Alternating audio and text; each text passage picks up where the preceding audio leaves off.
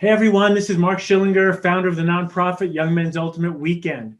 Young Men's Ultimate Weekend is a wilderness rite of passage adventure camp for young men ages 13 to 20. We've had thousands of young men from all different economic, academic, social, racial, and athletic backgrounds successfully graduate from our event. And essentially, this is a rite of passage that signals to young men that it's time to make a healthy transition from the comforts of boyhood to the challenges of young adulthood. Tonight, you're going to meet a couple of men who have contributed so much to the success of the Young Men's Ultimate Weekend. And their goal, as it is for all the highly trained mentors that we have, is to help young men make that transition to deal with the challenges of young adulthood. So let me introduce you to two of my close friends and men who've been with YMUW basically since the beginning, John Zeiter and Greg Benton. John, if you would take a moment. John has basically been serving in the role as production team manager, and Greg has essentially been event manager. If you wouldn't mind, John, just taking a moment to tell everybody what a PTM is, and then I'll have Greg go over what an event manager is, and then I want to kind of jump into the details of these jobs, and especially for our viewers, how it relates to parenting. Because I know the parents who are going to watch this basically want to know is, what can they teach me about my sons that I don't know? Okay, so Jay-Z, if you want to jump in a little bit about what a PTM is, I'd love to hear about it. Perfect. So bottom line, production team manager, starts with production. So even though you have an event and you have a lot of young men, you have a lot of volunteers come together, that production team that actually builds the props around the weekend. So I used to tell people that if you went to the theater and you were sitting in the seat and you looked up and there was the actors, up on stage, well, I'm part of the team that actually makes sure the curtain goes up, comes down, that the stage is all set, all the props, all the components, so that the participants, the one in the audience, get the full feel and running of what YMUW is about, which is young men. Yeah, but if I was going to interpret what John said, he's like, I've been an event manager and a ringmaster on the agenda side, we like to call it. Without people like John there, nothing happens, because we can have the best ideas, but he's the one who really makes things, people show up, the equipment show up, orchestrates everything behind all the scenes. So I will have a funny story to tell about that later, about how John had to keep me in line. The young men were fine. I was the one who was out of line. And you will get to hear that. You can see he's already agreeing so easily. Greg Benton, you want to tell us a little bit about event manager and how you would relate to your job and all the years that you've been doing that? Well, sure. I've always held it as the position where everything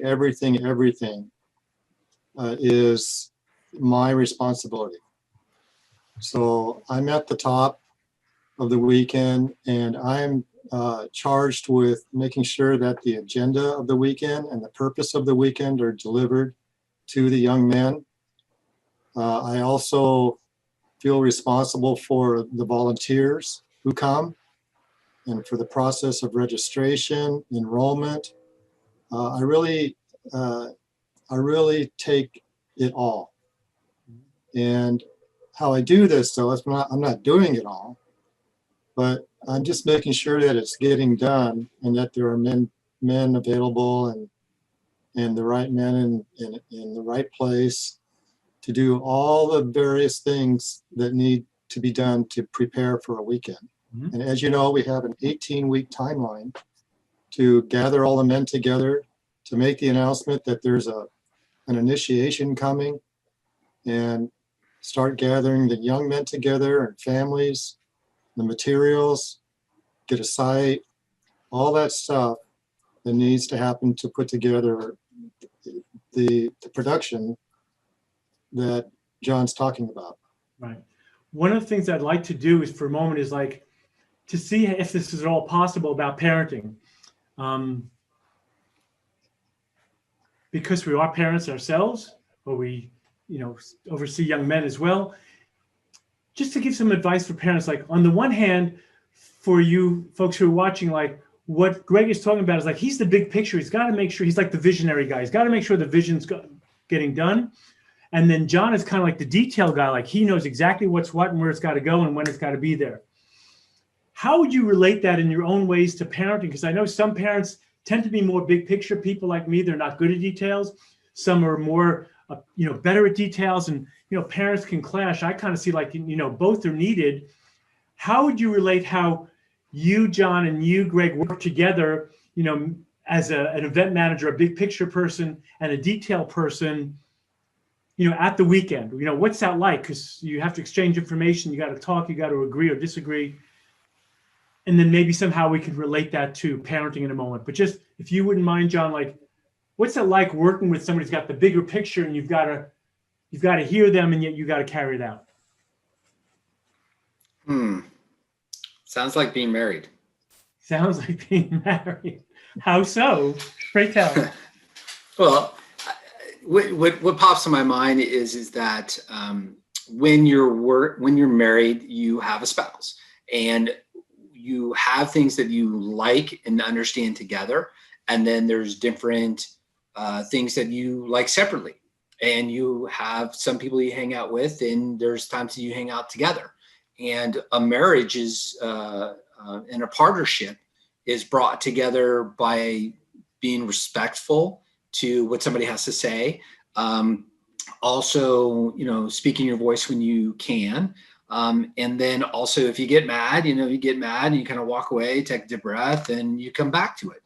And so it's a give and take kind of pool. And again, when you have a bigger purpose of what you're doing, then it all comes together, whether it's a big vision, a small vision, and parenting is like that too. So when a couple gets together and they decide that they're going to have a child, they're now going to bring that child into the world, and they have a huge responsibility. And what's big is that responsibility is to help nurture and have that child grow. And at the same time, you still have that vision of like, oh, I want to get to retirement. One time I don't want to work anymore, and, get my kid through college. Those are all those vision things that you work together. And I think that when we come back to this production level between, event manager, production team manager, even the ringmaster, is that we all know that we have a part to play. And we have to be respectful to each other, but we're all guiding each other together to make sure that these young men who are at the weekend are learning honor what is right, being respectful, intelligent, humor, true, gallantry. So that to me, that's how it really works. Sure. There's two things that I'm hearing you said that I think parents should hear. So I appreciate your points. Number one, parents have to have a bigger purpose than just their own agenda for what their kids need. They have to agree on what the purpose is. And I know in our work, we actually write out purpose statements. So I get that. The other thing I'm hearing you say is that we have a way at the Young Men's Ultimate Weekend. We're like a tribe, right? We actually have a shared set of values or standards that I know you guys would call them that we have to abide by. So when you have a big purpose and you have standards, it makes it easier to lead your children versus everybody making stuff up on the spot. We would never be able to carry off a YMUW if everybody made stuff up. And you then made another key point about there's give and take. And ultimately, it's going to come down to the big purpose. If it's going to serve the purpose, yes. If it's not, no. So those are great points already. Greg, for you, anything about how you see the relationship between event manager, the big picture person, and being responsible for it all, and yet nothing's going to happen without the detail person? Anything you want to say about that? Well, there's so much to do and so much that has to happen during a weekend that you need to have people who are focused on the various parts. And as the various parts are coming together and everybody's working together, I feel it as event manager, my responsibility to pay attention to the agenda. Mm-hmm. And because not everybody's thinking about that. And I like to be the keeper of the agenda. So if John is putting together something and I'm watching the timeline and I'm seeing that we have something coming up here that we need to get this done, and can gently prod someone to get it done, or if something can't be done, then I can play with the agenda. But it's not really for the PTM, and especially not for the ringmaster, to be really thinking about the agenda. Maybe more the PTM, but I like to make sure that there's somebody watching out for the agenda and the timeline and looking at the bigger picture of not where do we need to be an hour from now, but where do we need to be 3 hours from now. So there's something we better get started, you know? Yeah. I also know that as we're relating it to parenting, I'm just learning something as you guys are speaking. Typically, in most parenting situations, I think, at least in my coaching experience now of all these years, one of the parents is usually good at sort of the big picture, and then one is usually good at administration, which you both know I suck at administration. And so I appreciate the teamwork you have to have, because somebody has to be good at the details. And I was making some notes here about, like, I think a lot of families struggle, but especially now there's so much going on with technology, and now with COVID, it's like, it takes a lot to run a family. And if they don't have a way, and if they don't have a purpose, and if they don't have somebody who's good at details, it's going to be challenging. That's kind of what I'm hearing you say, Greg. It's like, you know, you have to know what's going on, you know, and all the parents have so much going on. We all have, as parents and, you know, individuals, we have so much going on and under so much stress ourselves. It seems like it's almost impossible to run a household if you don't have things organized well. Right. And things change, you know, during the weekend. Things change. And this is where the PTMs really are that kind of guy who can be no problem and change gears and address the change and still get us where we need to be. Yep. You mentioned a really important term. I want the viewers to know that we have operated for all these 20 years with the context of no problem, meaning if something needs to get done and it fills the purpose, somebody's going to do it.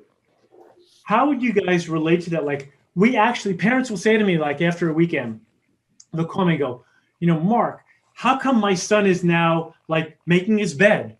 He's actually brushing his teeth. He's actually doing the dishes, you know?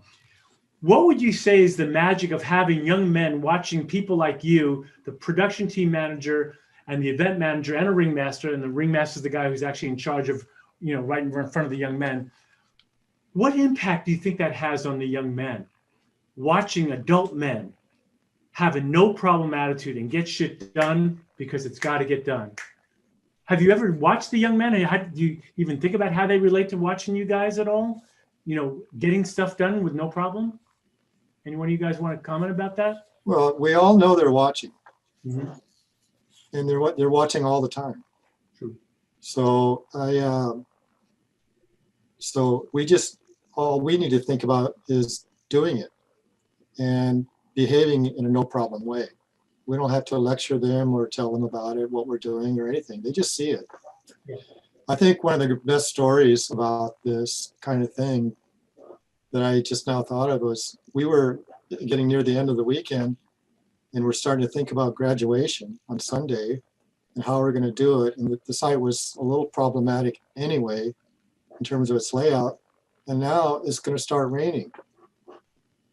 If you remember that, we had a good hour to figure that out. And actually I was so amazed. We've got all these tarps up and created a canopy in the woods of tarps. I remember that. And we just made it work. And there was nobody, I don't remember hearing anybody saying there was a problem. Right. It's really important that young men see that. And I think they do, you know, parenting is still monkey see, monkey do. I mean, I teach a brain science course for doctors on the brain science of stress management. I know a little bit about the nervous system. It's like parenting has not changed. Parenting is based on one feature that's really important about human brains: mimicking, copying, and repeating. And when those young men see you guys operating on that no problem attitude the whole weekend, I'm not surprised that some of them go home and just take that attitude with them. You know, it's beautiful. So John, anything you want to add to that about what Greg was saying about this no problem attitude that the young men observe us doing? Yeah, you know, I was thinking emulation, where young men are looking at us and are absorbing, you know, what we're doing And what we're doing is that we're being respectful to each other. We're, doing things with a no problem attitude, taking things and getting them done and having fun. And sometimes, being a little angry, but just really having fun. And so they're looking at that and saying to themselves, that's kind of how I want to be. And, they as young men are hanging out with their young men. Yep. And so they feel it's like totally cool to go and watch ridiculous and do some crazy stuff. And now they're seeing a group of men actually performing and guiding together. Now, I commend the parents for a hard job that they have, which is, raising their son, because their job is to train and prepare their son for life. And they have to work and go shopping and cook and laundry and all that. And we are just helping that along by having that community around them. And those young men get to see what men are really doing in the community. Mm-hmm. And they want to be like that. And so we're here to support the parents. I remember, growing up, and I was out with my friends and we were just around the corner and we were doing something stupid like throwing rocks or something. And then one of my neighbor's parents, came out and said, "Hey, don't be doing that, da, da, da, da." And it's like, whoa, okay, look, we're being watched everywhere we're doing something. And that's the community being involved. Mm-hmm. And, today, even myself, I walk my dog, and in the morning, high school, I walk past like 10 students and I would say hi to most of them. And they had their earplugs in and their phone in front of them. And I get one to maybe nod their head and one would go, "Oh, good morning." I mean, it's amazing. They're really distracted. They're being distracted. And I contend that that's the number one reason why parents are having such a hard time raising their sons now, because of the devices. Okay. Now, speaking of devices and no problem, I just want to tell a quick story here. At the very first Young Men's Ultimate Weekend, I knew that my son was going to be there. That's why we started this whole thing, because I needed help raising my son. I need guys like John and many other guys to help me. So we ended up with 205 young dudes there. We had about 60 volunteers, right? And I had this vision that when I arrived at the site, because I was down at registration, I was waiting for the last parent and the last young men to register. So I drove up and I expected to get to the site and I expected to see John Zeiter and the ringmaster, Mitch the Armand, and everybody else, like, leading the young men, right? And I get up there and like everybody's sitting and I'm like freaked out. And I look at my son and he's sitting there like, I knew I shouldn't have come to this crap. This is terrible, right? And we had this guy who was a runner, right? We never had the expression a runner, right? We had a young man, I guess he was tripping on some drugs or something. And those guys told me that we just started our first ever Young Men's Weekend and already somebody ran away into the woods, right? And it was amazing because, of course, I wanted to freak out and, lose it. And these guys had the most amazing no problem attitude. They went after the young guy. They took care of him when they found him. They walked him back. They never made him wrong. They just wanted him to feel comfortable. All the young men saw that. And that's how the YMUW began, because these guys showed me a no problem attitude, which, as John will tell you now, throughout the weekend, this is the first weekend, right? It's 205 young men. We were expecting like maybe 10 or 20. We had no money for advertising. We had no idea it was going to show up, right? And all these young men were doing stuff, the volunteers, it was a little crazy. And I had a walkie-talkie because I was one of the guys running the show.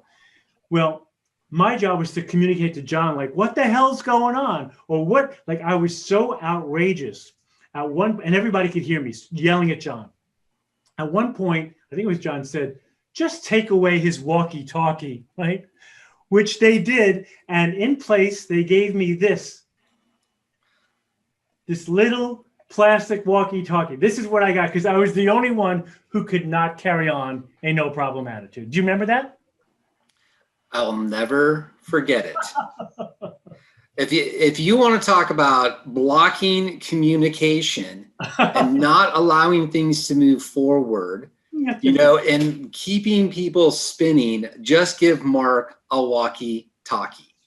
Because the one thing Mark knew how to do was hold the button and talk And then when he was done talking, hold the button. So you couldn't even respond to him.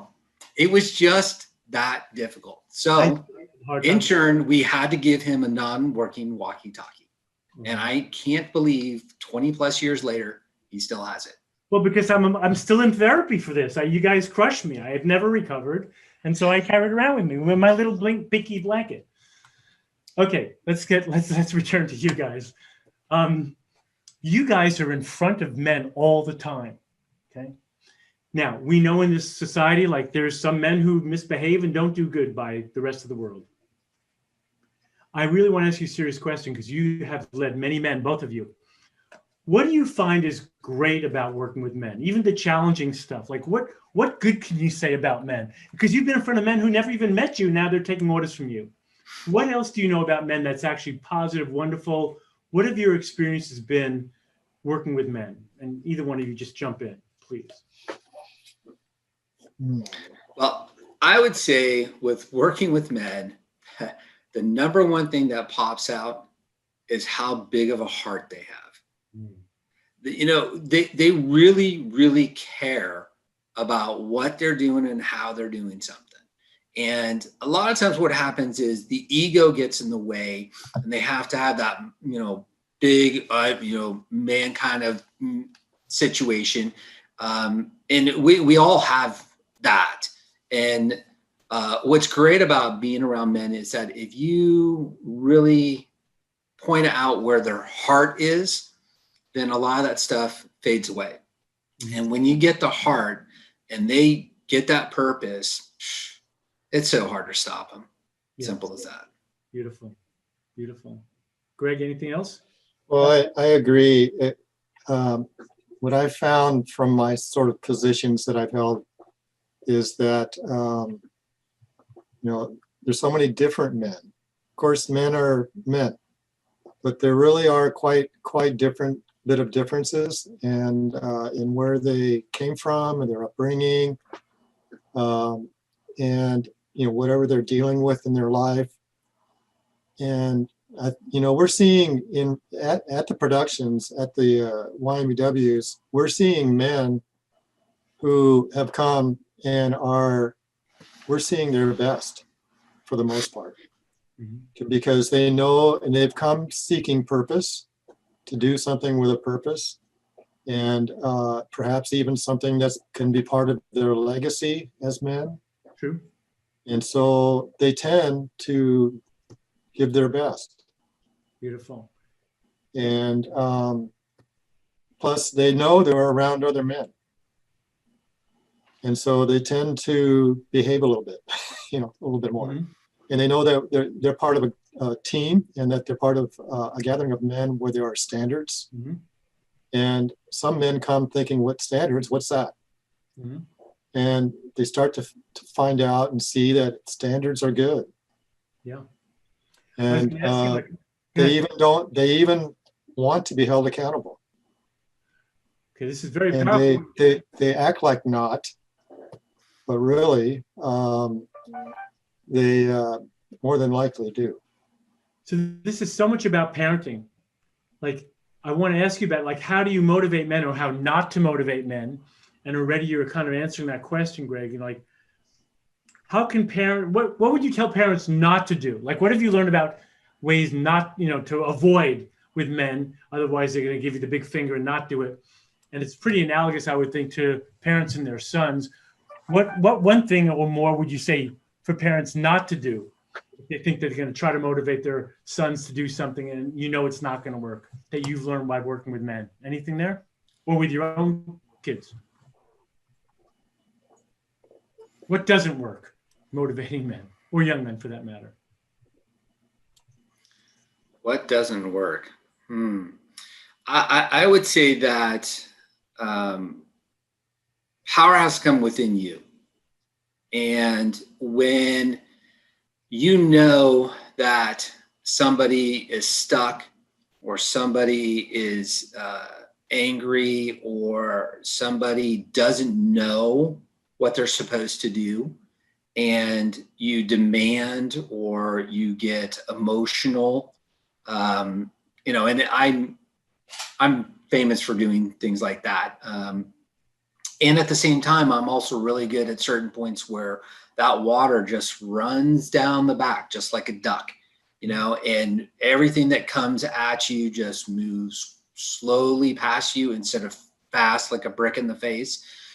That kind of, situation. And so I think a lot of times for young men, they don't know. Mm-hmm. And so when they don't know, they're pausing and waiting. And so where you think they may be defiant, they're actually not sure what to do. Good. And then some young men, they don't do anything other than scream and yell and want to throw things. And that is the exact same emotion as the other one. And it's more about your reaction to it. Mm-hmm. And so I think for me, I'll tell you a little story. We were just done with the sweat lodge, and there was one of our managers and somebody else, and the young men had left. And we had a rule that you were not supposed to smoke unless you were smoking in a designated area if you're the right age. And we were standing there, and one goes, "Hey, can I get a smoke?" And they both took a cigarette, boom, lit it up. And I gave them the most evil eye you can think of.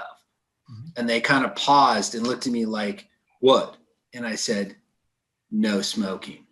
Mm-hmm. And I turned around and walked away. And I've never seen somebody put a cigarette out as fast as they did. And probably 2-3 hours later, they walked up to me and thanked me mm-hmm. for reminding them of the standards and that their addiction was overcoming their purpose. Right. So I hear you. I'm identifying a couple of things because I appreciate what you're pointing out. When we train mentors, we always say, like, don't nag the young men, right? No nagging, right? That's what I'm hearing you say in part. And also respecting that a young man may not know and not know how to ask for help. So one of the things at the YMUW, I know that we're always preaching is like, ask for help, including many times at the weekend. We'll hear shouting in the middle of something going on. It's a man way in the woods shouting out for help. So I appreciate that you're saying, like, sometimes they don't know what to do and they won't ask for help. We won't beat them up. We won't nag them. We'll just try to give them the space to ask for help. And then you said the last thing with your smoking story about, I think young men respect certainty. And I think adult men respect certainty. So if you're a parent and you're vague, you're wishy-washy, you're making shit up on the spot, I don't see men or young men that I coach respecting that. So that's how I'm taking your story about the certainty. Yeah. You were certain, and that was it, and that's all the guy needed, and that was done. What I liked about it was that John just stated a fact, mm-hmm. and there was no. I don't know about the look, but there was no judgment mm-hmm. in what he said. It's just a fact, and you respected another human being's autonomy. Right. And oftentimes when we do those, in parenting, especially that other thing, that is anything that's going to give the perception of reducing their autonomy, they're going to rebel against that mm-hmm. because they're all about autonomy. And so John let them make a decision on their own based on a fact that they were given. Beautiful. Right. So you stated it, and then they got it, and they just did it. Because here's what I find being at the YMUW, and we've talked about this before, like, they just want to be like dudes. They just want to do the same things as adult men. We want to brag. We want to boast. We want to be at our best. I think you were saying that before, Greg, like they're on their best behavior. Like they want to conquer. They want to win. And I think what we do really good, especially you men in your leadership positions, which, as you said, they're watching all the time, they want to be the big dog, and they need to be around men like us who are the big dogs, but we're doing it with fun, but we have these standards, and we're all making the standards. So I'd love for you to speak to this thing about standards and no special cases. I think this is important for parents to learn. At the YMUW, when you guys are leading stuff, you may have one or two volunteers saying, well, I think we should do it this way, or I'm not going to do that because... And if you're leading and we need to go in that direction, you're not going to make a special case. And I think parenting right now, there's too many parents making special cases or allowances for their kids and break their own standards. So I'd love for you to speak to that a little bit about how you can't always make a special case if you're going to lead your family or the YMUW in the right direction. Any feedback or comment about that? Wow. Special cases. Special happens occasionally. Right. Occasionally.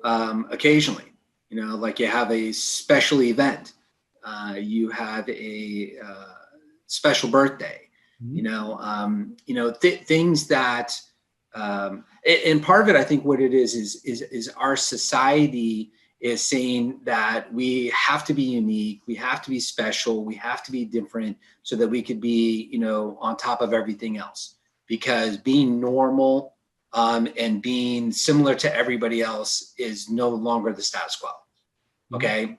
I don't even know a good example, but ultimately I think that we all love our children and we want them to be better. And we want so much for them that we feel like we have to carve our way through. A prime example is that there are a couple of famous people that chose to get their child into a university, right, that they got rejected because they paid a bunch of money and had a bunch of people lie to put them in there so that they could be special. Mm-hmm. And I don't think that's right, because there was other young people that couldn't get in because of that. And what made them so special? Why did we carve, or not us, but those parents carved that out? I think that our biggest thing that we have today is that we want to talk about unity and uniting together. I think it's more about how can we cooperate? How can we all put in our 2 cents and be respectful to each other and still continue to move forward, and not make everybody so special that we become a unique society instead of a mass society that works together. Right. I see it as a both and. We both need to have our authenticity, because that's what the way for personal growth is all about. And simultaneously, we all are required to conform to the standards of the family and the community. So I think they're both true. Yep. That's what I'm hearing you say.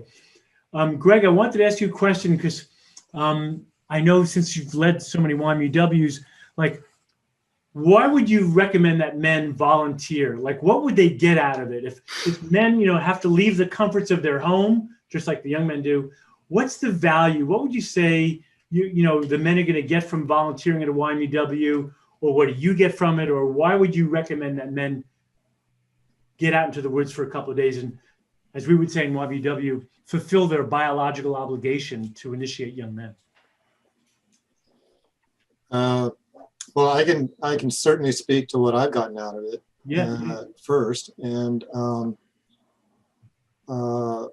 I've been able to do things I never thought I could, and I've learned a lot about men and about young men and about community, and got to practice leadership, which I've been able to use throughout in my career and in my personal life, all of these things. And I've also feel that I'm working up a legacy. Beautiful. And that it's kind of that saying about, your job is not, a man's job is not done until he's trained his replacement. And that's what I feel we are out there doing as men. With the young men, we're training our replacements in the world to take the purpose that we found for ourselves in the world, and to help them go find theirs. Beautiful. Yeah, it just seems like it's the naturally right thing for men to do, and for women too, to help the next in line be successful at what they're going to have to do. So that's a beautiful reason to show up. That's great. John, anything for you as far as what you get or why you'd recommend men go do this?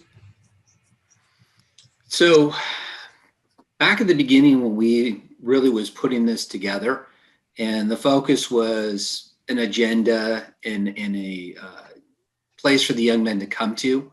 We also took some time and really thought about the volunteers. You know, what are the volunteers going to get out of this? Mm-hmm. And we created a portion of, you know, volunteering is tapping into why somebody would volunteer. What are they looking to accomplish, you know, in a emotional, spiritual way that they can walk away with and obtain? And so by taking that element, we proposed it to, you know, the volunteers, and they have that. And as a PTM, I was constantly watching each of the men as they were helping and doing or whatever was going through, and then kept kind of tapping into that. And that when we got to the end of the weekend, that those volunteers really saw that they actually elevated themselves up, and they got a lot from just being with other men, being with the young men, and then volunteering. And so I think that that was a crucial thing for all of us, that the weekend is about young men, it's about men, and it's about community. And so that we all walk away with something, and knowing that when we go back home, we're going to be more respectful, more intelligent, have some more fun, and be true to who we are. Yeah. I've heard so many volunteers, you know, and back in the early days, John was like the volunteer coordinator. Like, he really put a lot of heart and soul into making sure, as we still do, from the precedent, he said, you know, that volunteers have a great experience.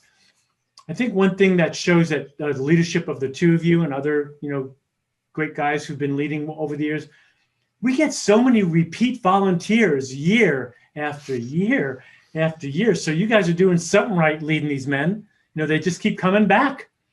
So I think there's just something about that bonding. Yeah. Yeah. They're addicts. They love it. It's just, you know, when you go and you actually let yourself go and follow a purpose and have support wherever you go, it's great to have a community.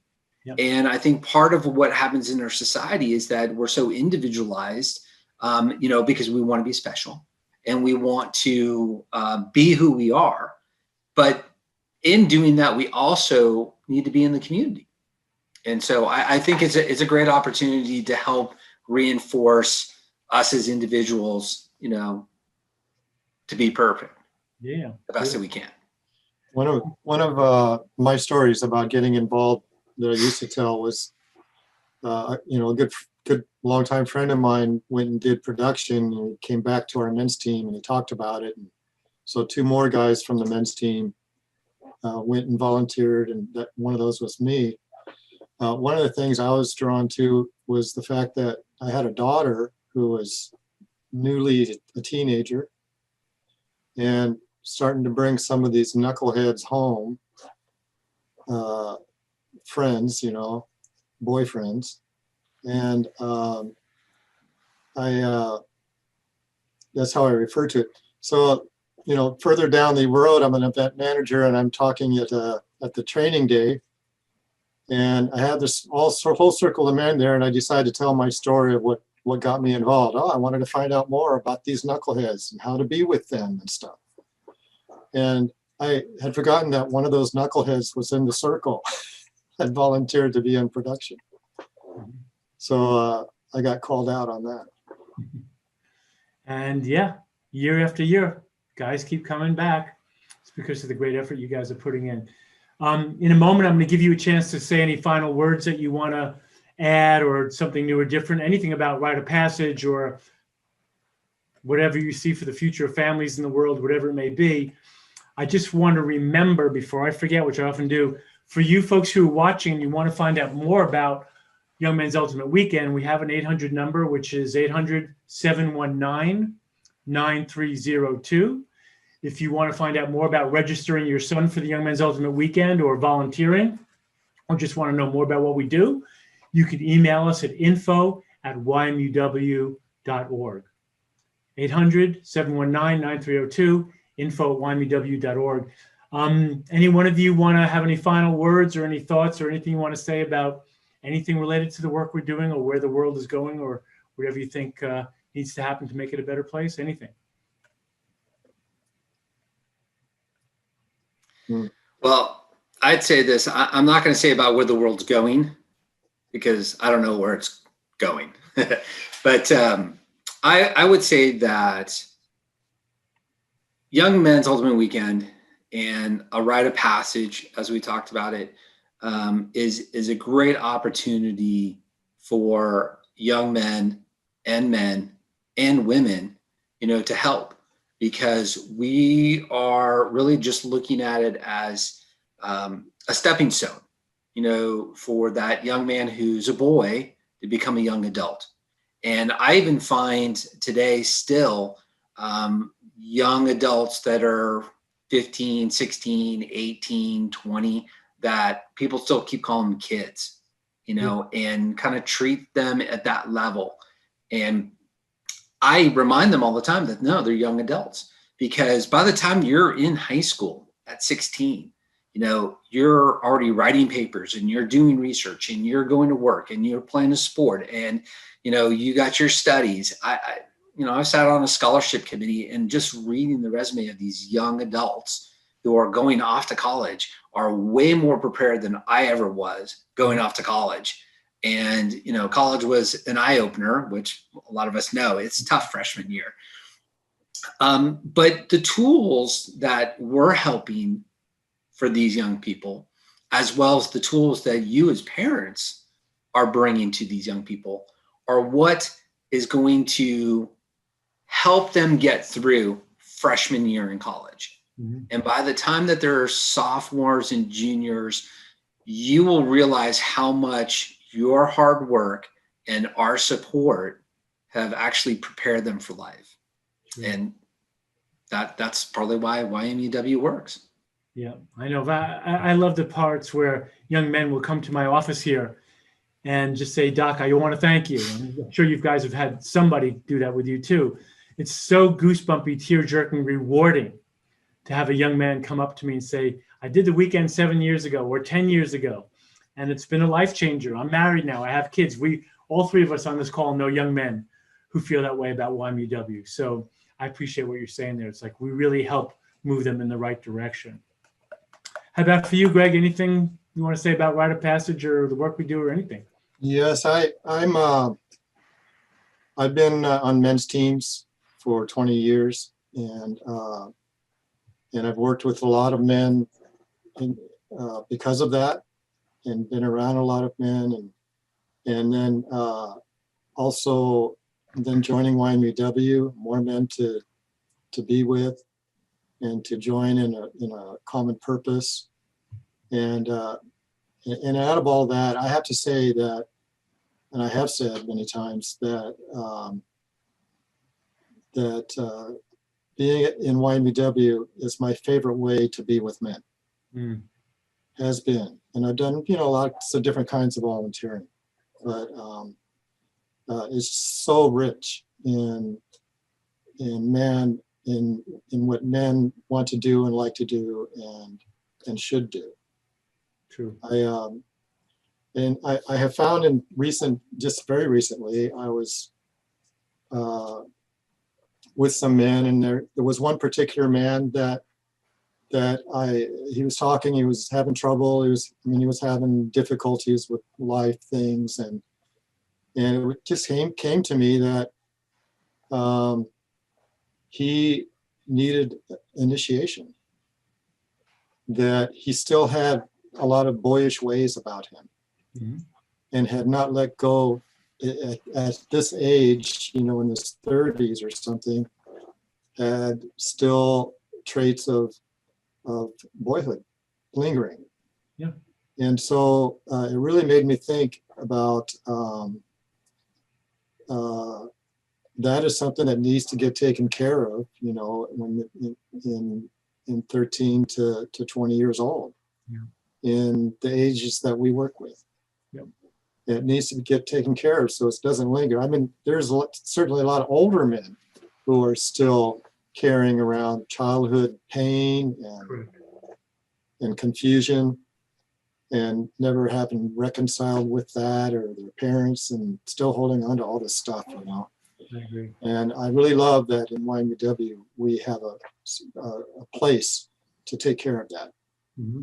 Because I think it's very important. And I think one of the key elements of the difference between men and boys is that men have reconciled their childhood stuff. Beautiful. And are free now to just pursue being men, maybe the men they want to be. Absolutely. So I think it's a great thing we do. Yeah. You know, one of my shaman teachers talks about it's important that for men, adult men and women, to be able to grow older and recapitulate their life, like look back and from this big perspective have no regrets anymore, that they can contain it all. They're okay with it. And that's what I'm hearing you say, Greg. Like at some point you just get to the stage where you're free. You're okay with it all, right? And when those men are around young men, just by being in their energy, it motivates them to do the right things. So what you're saying is profound and true. And we need more men in the culture to go through adult male rite of passages, like the three of us. We've been through rite of passages as adult men. And Yes. when you get more men who've gone through rite of passage as adult men, then they're inspired, they're educated, they're motivated, and they know how to then initiate young men. So that's what I'm proud about YMUW. We have a lot of initiated men who are initiating young men. And I think once the culture is saturated with that, we're going to see way better things happening in the world. I think it'll be way more safer, way more productive, because the men are happy. They're whole with themselves. They're not acting out their stuff, as you're hinting at 60 years of age. And I think that's one of the best things that'll be for rite of passage for young men and young women, that you'll have mature, healthy adults, and they'll do right by the world. That's what I see. So thank you guys for being here. I love you both. You guys are just awesome for all the work you put in and continue to put in. And thank you, viewers, for making the time to watch this. Again, if you want to get in touch with us, 800-719-9302, or email us at info@ymuw.org. Thank you so much for watching. Good to see you. Thanks.